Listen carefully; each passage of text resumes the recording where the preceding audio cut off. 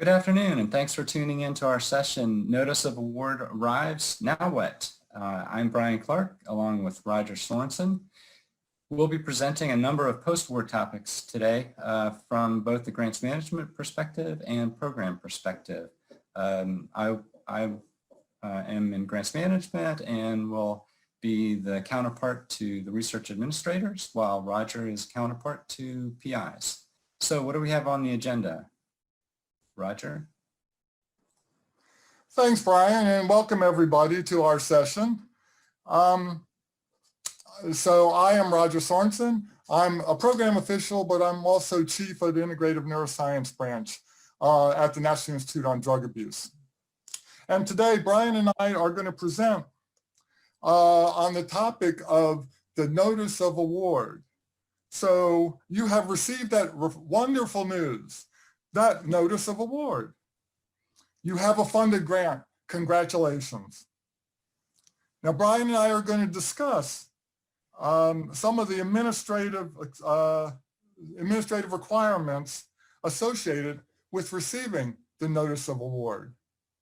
Our topics today are going to include the notice of award document itself, some issues concerning prior approval of any changes you want to make towards the grant award. We're going to talk about reporting requirements during the active grant award, and when all good things come to an end, we're going to talk about the closeout of the award. Okay, so Brian, take it over. Thanks, Roger. And actually in the introduction, I didn't mention that I'm with NICHD in grants management as the Chief Grants Management Officer. So with the Notice of Grant Award, as we call the NOAA, we really like our acronyms. We have a lot of them. So with the NOAA, I'll go over the different sections. So what is the Notice of Award letter? It is a legally binding document. It identifies the grantee and PI, establishes a funding level and the support periods between 1 and 5 years for the project period. Sets forth the terms and conditions, both the standard terms and specific terms and conditions, which we'll talk about later, and includes the contact information for the assigned program director and grants management specialist. This is important because any questions you'll want to direct to these contacts on the Notice of Award, and it's at the end of the Notice of Grant Award letter. And it's sent to the business official. It's emailed. Just want to make note here that any NIH award is made to the recipient institution and not directly to the PI. And so they make the decisions about help make decisions on changes to the Notice of Award, and that's through the AOR of the institution, through the Sponsor Programs Office. And it also shows it's available in the Commons status. So what's new is the face page, the new page 1. And this is across all agencies that issue Notice of Awards. And this will be effective October 1. You can see this notice. I have the link here along with viewing the Notice of Award webpage. So it'll essentially give more information on page 1 than it has in the past. So going through the sections, the components of the Notice of Award. Section 1 gives the award data and fiscal information, summary of the totals of the current and future years, or the future year commitments as they're called. And it also identifies the fiscal year of the award. And our fiscal year goes through September 30th. October through September 30th is fiscal year. The section 2 provides the grant payment information and the OIG hotline information. So for payment of the award, which you're most interested, I know, you'll want to look at the information to find out that's on the notice of section 2, which provides the payment management system information for downloading forms and inquiries, and you'll be working with the payment management system to draw down funds. So I've included the link here, which should give you all the information about working with PMS to draw down funds.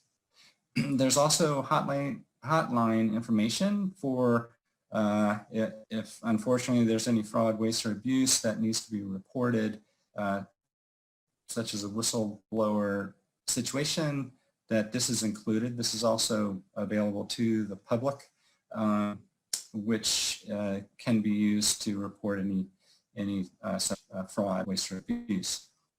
The reports are confidential. You can either call or you can go online and submit an online report. Section 3 are the standard terms and conditions. I won't go through each of these, but as standard, they're on every notice of award.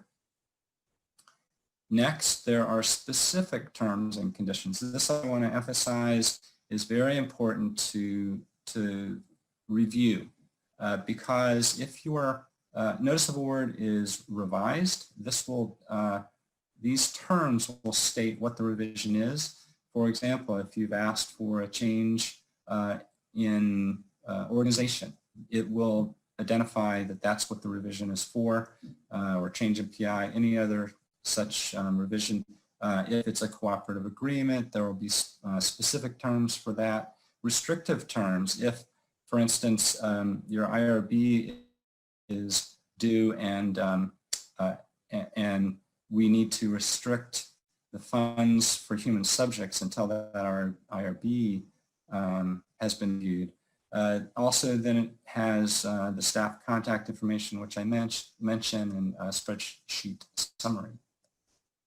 So the grantee acceptance, when does that actually happen? That happens when you draw down the funds from the payment management system. So you're agreeing to the terms and conditions, you and if you're the PI or the institution drawing down the funds is agreeing to the terms and conditions, which includes the amount of the award.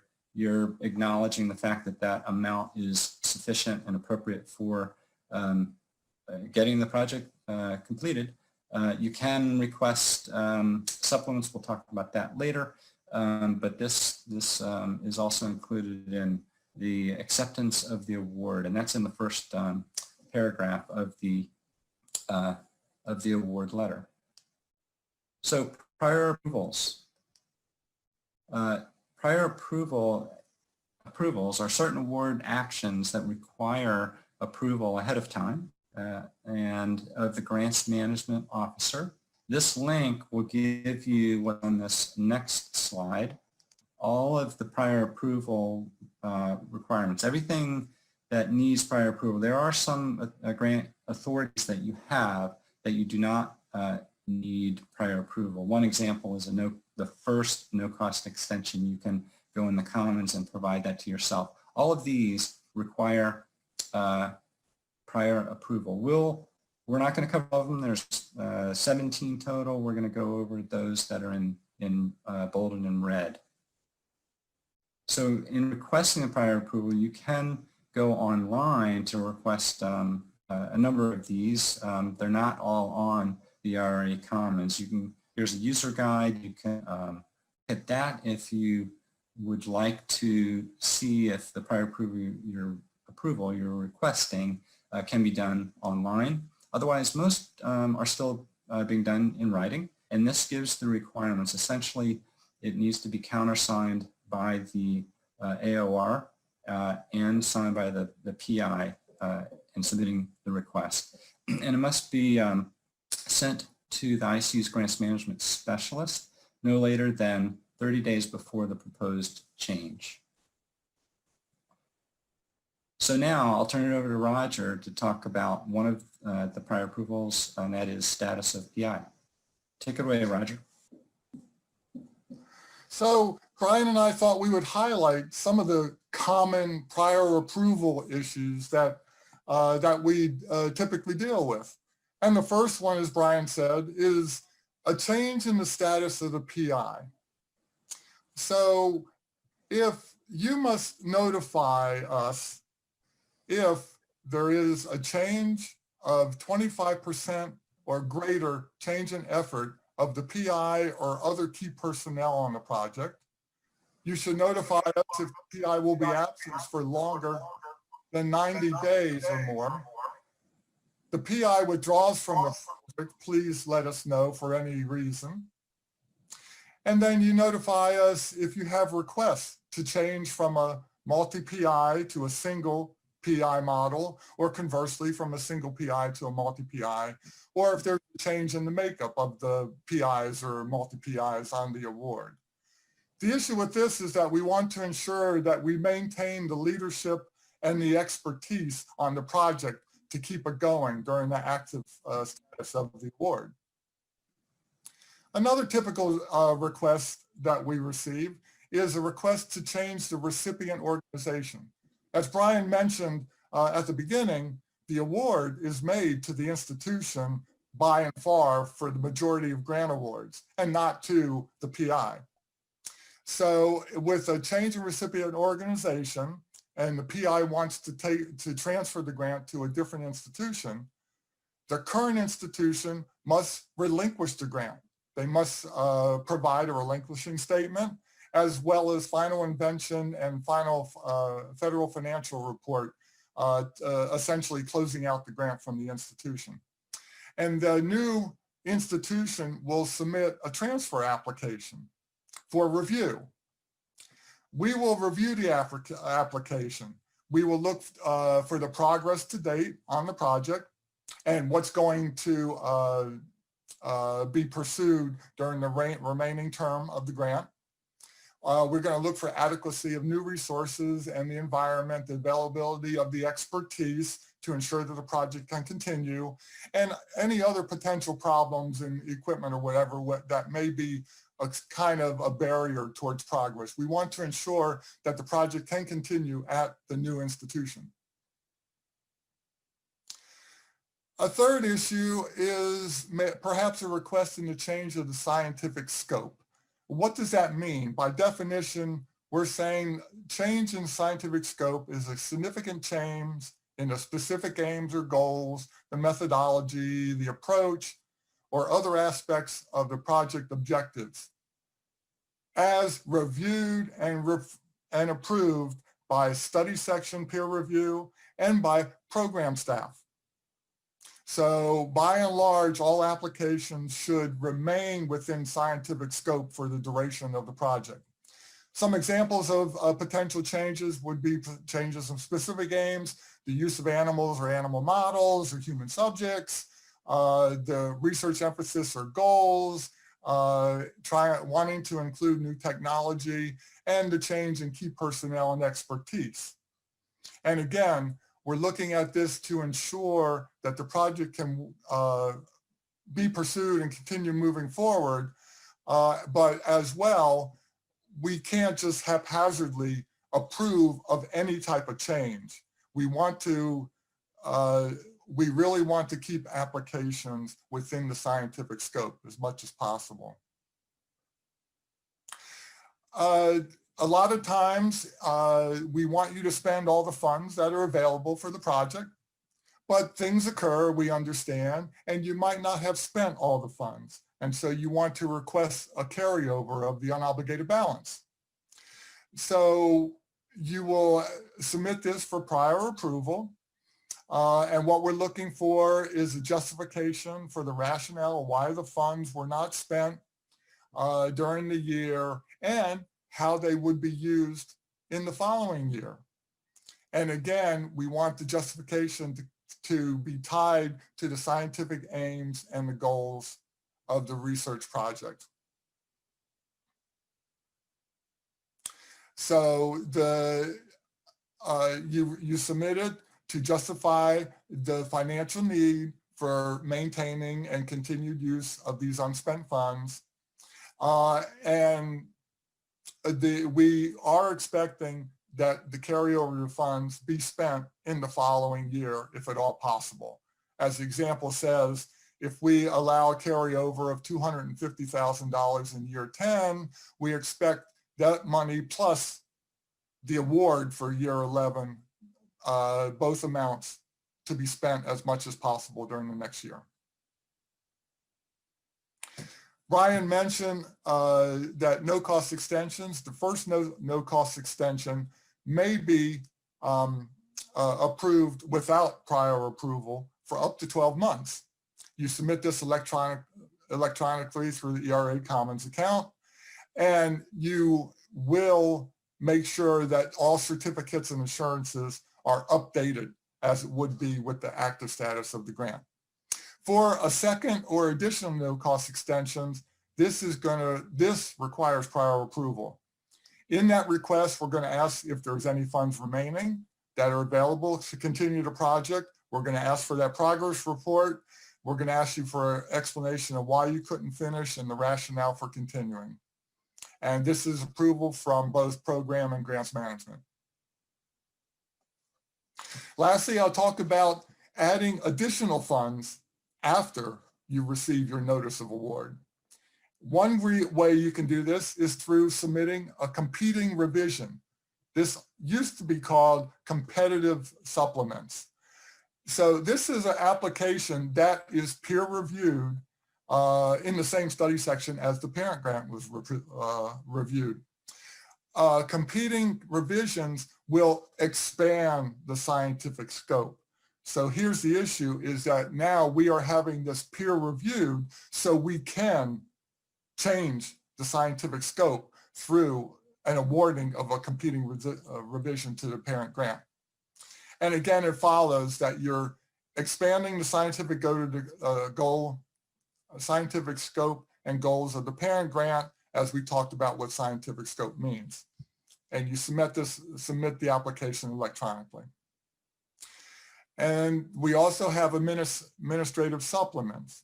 Now, these are reviewed by program staff and not by study section.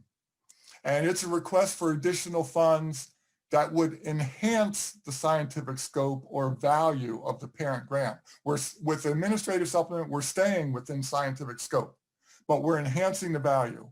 Or we are providing funds to cover unanticipated expenses, such as catastrophes or natural disasters, which have hindered progress of research, salary increases, the phase out of a grant, and as you will. So administrative supplements should maintain the scientific scope and can provide additional funds. These are not well funded. They really have to enhance the value in some way or another. And with that, I'll turn it back to Brian to talk about reporting requirements. Okay, thank you, Roger. So with reporting requirements, on this first slide, you'll see that there are annual reporting requirements, and there are also closeout reporting requirements. We have a separate section for closeout that I'll discuss after the annual reporting requirements. The first 5 I'll go through, but not in a great amount of detail, and we'll spend a little bit more time on the RPPR. So inventions reporting, inventions and patents. You need to report to NIH any patentable discoveries and as soon as possible. And then if there is going to be an invention, then that invention needs to be reported using iEdison. It's iEdison.gov, which is at the bottom of this slide. Essentially, it follows the Bayh-Dole Act, which allows the recipient to retain the patent as long as they are compliant with the Bayh-Dole Act. And there's a number of implementing regulations that are included in the policy that you can look into further, which we have the link here to be able to do that. Now the next report is the FFR, the Federal Financial Report. It's due 90 days after the end of each budget period. If you happen to have a multi-year funded award, which are a bit rare, those, the FFR is due at the end of the project period. If it's 3 years, it's at the end of that time period. If it's 4, at the end of that time period. This reflects the funds that were expended in a budget period. So it also shows what's unobligated on the FFR. And that balance can be used with a carryover request, as Roger reviewed previously. And it must be submitted before the carryover requests are considered. So the FFR must be in and submitted prior to any carryover request. It also needs to be submitted prior to a non-competing grant being awarded. So the grant will not be processed if the FSR is not submitted and accepted in the system through OFM, Office of Financial Management.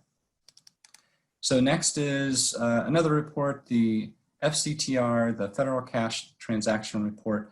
This is done through the payment management system, and it's a quarterly report while the FSR is annual. FFR is annual. Here is a table of the quarters for which it's due. There is good news that the department is working on discontinuing this report, and there would just be the FFR, but that remains to be seen. For now, both are due. It's very important that they're both submitted and accurate because they need to align with one another, or else you could actually put the organization into federal debt. So you need to be very certain that these are accurate and submitted on time. The financial conflict of interest, FCOI, this is for the PI and other investigators on the award. If there is a conflict of interest that's identified, it must be managed by the institution, and it must be reported. There's a signature on this submission that certifies a number of items that are on this slide that you can take a look at. But this is very important to be submitted, and that each institution must have a process to identify FCOI, the conflict of interest, and to be able to manage them. Audit reporting, there's both state and local government and nonprofit organizations. It's a little bit different for each, but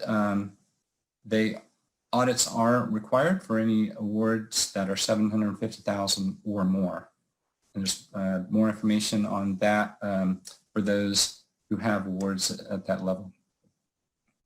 So now, turning our attention to the RPPR, the Research Performance Project report. The RPPR in the ERA Commons, there are very helpful information about the due dates of your awards, and there's access to pre-populated face pages on the ERA Commons as well, and I've identified the link here. So what is the Research Performance Project Report? There are 3 different types. Again, the one that's bolded in red will take more time with, but there is the final RPPR that's due at closeout, and the interim progress RPPR is used if there's a type 2, a competing renewal application is not funded. The interim RPPR will serve as the final RPPR for the project and will close out. If the type 2 is funded, the interim RPPR will serve as the annual RPPR for the final year of the previous competitive segment. So that's how those work, the annual, final, and interim RPPR. And so with the next slide, the price report, there's a streamlined non-competing award process, which we call SNAP. In general, these are the K awards and R awards, and the RPPR is due approximately 45 days before the next budget period start date, and there is automatic carryover with SNAP. With non-SNAP, This is T's, U's, P's, non-fast track phase 1 SBIRs, and STTRs, and clinical trials and R35s. The RPPR is due 60 days before the next budget period, and this does require a detailed and annual FFR, and carryover requires prior approval with non-SNAP. So Roger will take over here with SNAP administrative and fiscal requirements.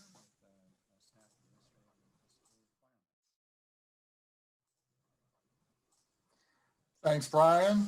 So SNAP, under SNAP authority, we're trying to make it a bit more easier, a bit more simpler in submitting your RPPR progress report, annual progress report.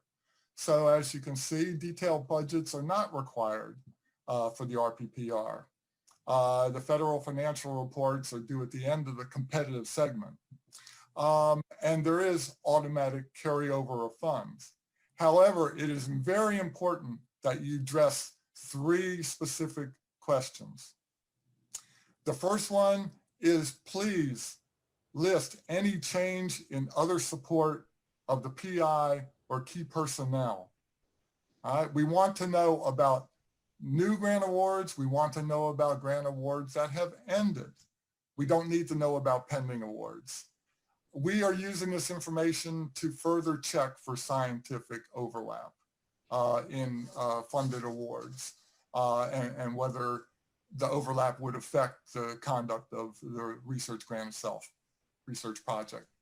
Number 2, we want to know, as I said previously, about the change in the level of effort of the PI and key personnel. Do we have new personnel added? Have we lost personnel? Have they been replaced? Do we still have the same expertise to be able to conduct the project as proposed? And briefly describe the reason for the change. And then here you can list if there's any anticipated unobligated balance greater than 25% of the previous budget period. Again, this is essentially requesting the carryover of these funds. Here you will provide a brief description of the future use of these funds towards the project itself. And if you're replacing personnel and thus you haven't spent funds that were intended to support personnel salaries, so if you replace them, provide the duties and expertise of the new personnel. I also want to strongly highlight the public access policy.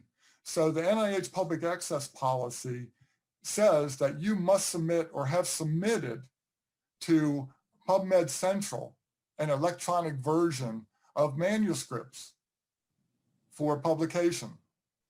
We want to know that these manuscripts have been entered into the PubMed Central system.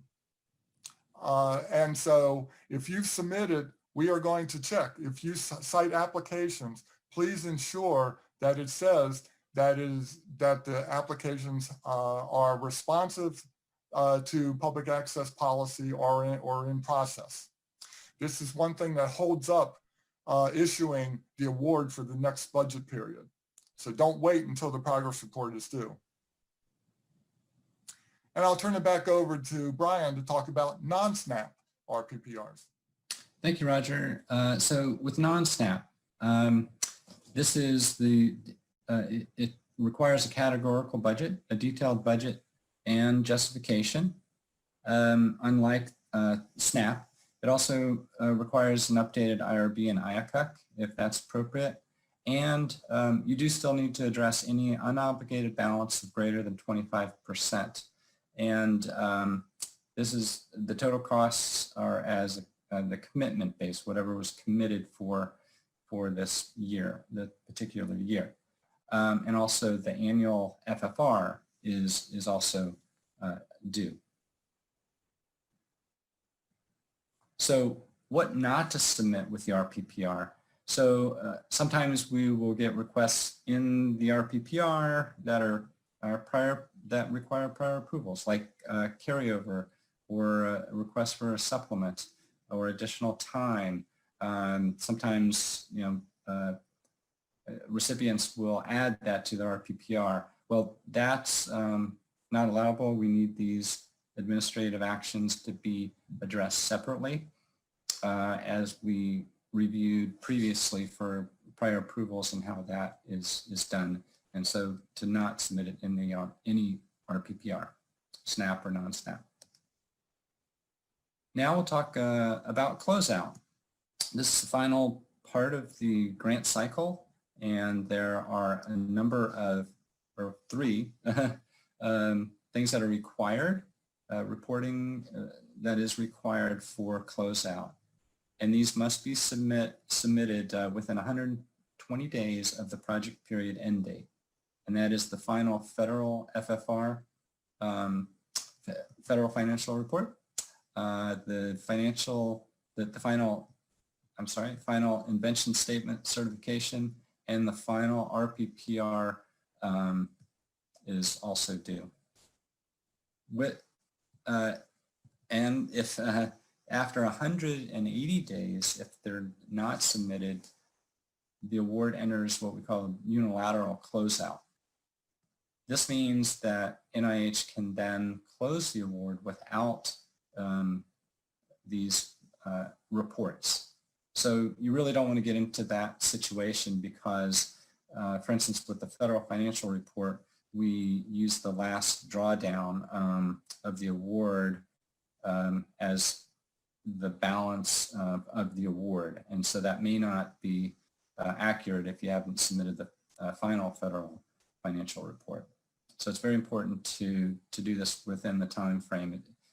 It's actually late after 120 days, and then it's very late after 180 days, and it enters unilateral closeout.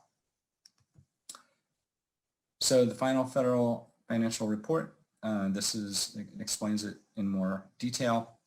I won't go into this. You can review this, but it is the last federal financial report for the award for closeout.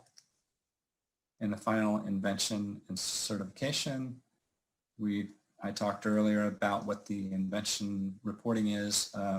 If there are any inventions, they must be submitted as the final invention statement and certification. Even if there is no invention, it still is required to be submitted, and simply state that there are no inventions. So that's very important to note.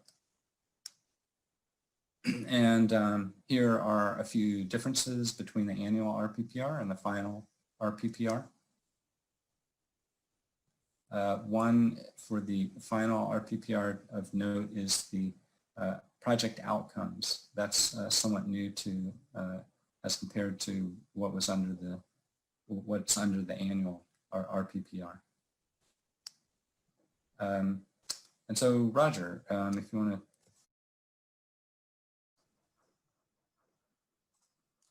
And just to follow up, the most important thing about the final progress report is reporting the project outcomes. What was determined through the research that was supported? What were the final conclusions, or what has been attained?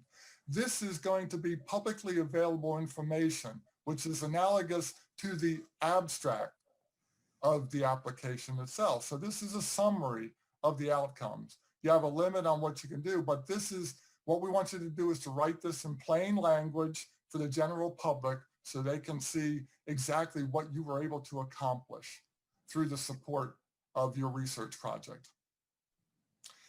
Brian and I have included, and we are ending our presentation, Brian and I have included a couple of resource links towards grants and the grants policy statement, as you will, for further information. Brian and I hope you've enjoyed our presentation. We tried to highlight a lot of the administrative issues that we see once you've obtained that notice of award letter. And Brian and I thank you, and we'll entertain questions.